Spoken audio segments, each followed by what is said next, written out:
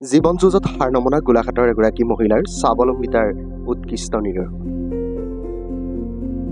আজি সমগ্ৰ বিশ্বজুৰি পালন কৰা হৈছে আন্তৰ্জাতিক নাৰী দিৱস। নাৰীৰ সম অধিকাৰ, সন্মান আৰু স্বাৱলম্বিতাক কেন্দ্ৰ কৰি বিশ্বৰ বিভিন্ন প্ৰান্তত চলি আহিছে বিশেষ কাৰ্যসূচী।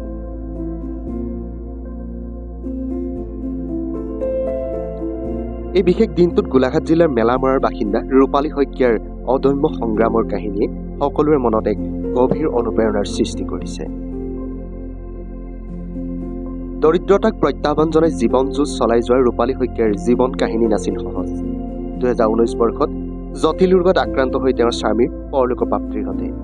স্বামীৰ মৃত্যুৰ পিছত পৰিয়ালৰ সম্পূৰ্ণ দায়িত্ব আহি পৰে এই অতি দৰিদ্ৰ পৰিয়ালৰ মহিলাগৰাকীৰ ওপৰত। দুখ কষ্ট আৰু অভাৱ অনাটনে জীৱনক দুৰ্বিষহ কৰি তুলিলেও ৰূপালীয়ে মনোবল হেৰুৱাই পেলোৱা নাছিল। হাজাৰ বেদনা আৰু কষ্টৰ মাজতো তেওঁ মনে মনে সিদ্ধান্ত লৈছিল যে কণ্টকময় সময়ৰ সৈতে যুঁজ দি পাৰ হ'ব তেওঁ।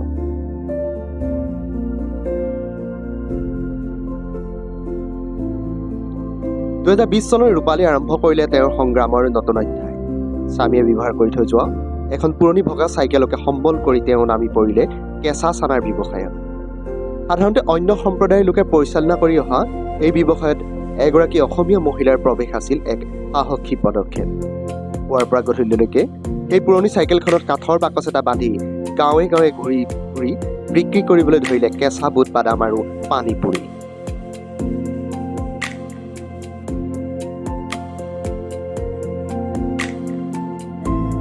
গাঁৱৰ তিনিআলি চাৰিআলিত ৰূপালীৰ চানা আৰু ফুচকাৰ বাবে ভিৰ কৰিবলৈ ধৰিলে স্কুল কলেজৰ ছাত্ৰ ছাত্ৰীসহ স্থানীয় লোকসকল।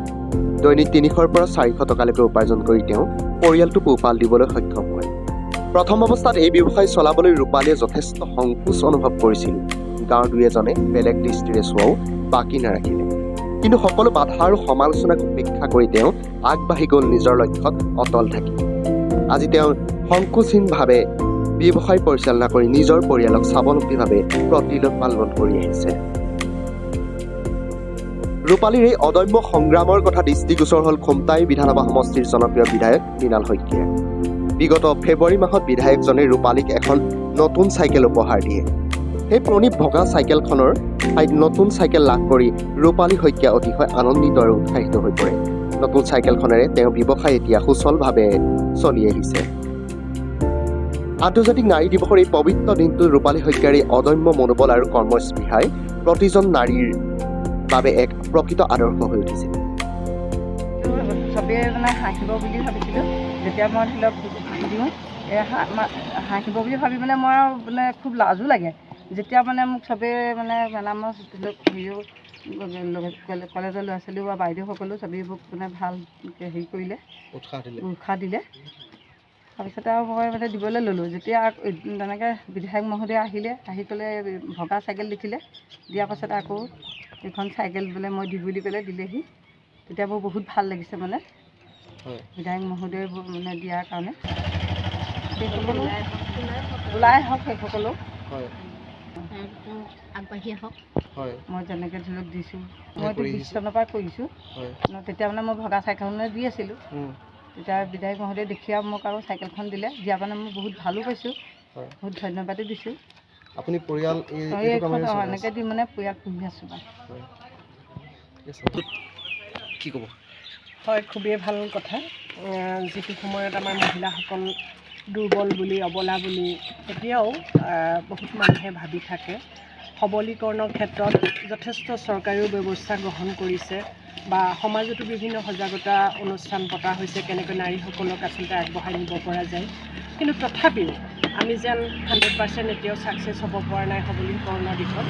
কিন্তু এই ধৰণৰ আমাৰ বাইদেৱে যি ধৰণে এটা সৰু কামৰ যোগেদি হ'লেও যিটো সবলীকৰণৰ ক্ষেত্ৰত এখোজ তেখেতে দিছে, আন 10গৰাকী বা 17গৰাকী নাৰীৰ কাৰণে তেখেত আদৰ্শস্বৰূপ হিচাপে আমাৰ সন্মুখত থিয় হৈছে। আমি তেখেতক সদায় প্ৰেৰণা যোগাই আহিছোঁ আৰু ভৱিষ্যতেও তেখেতক প্ৰেৰণা যোগাই থাকিম।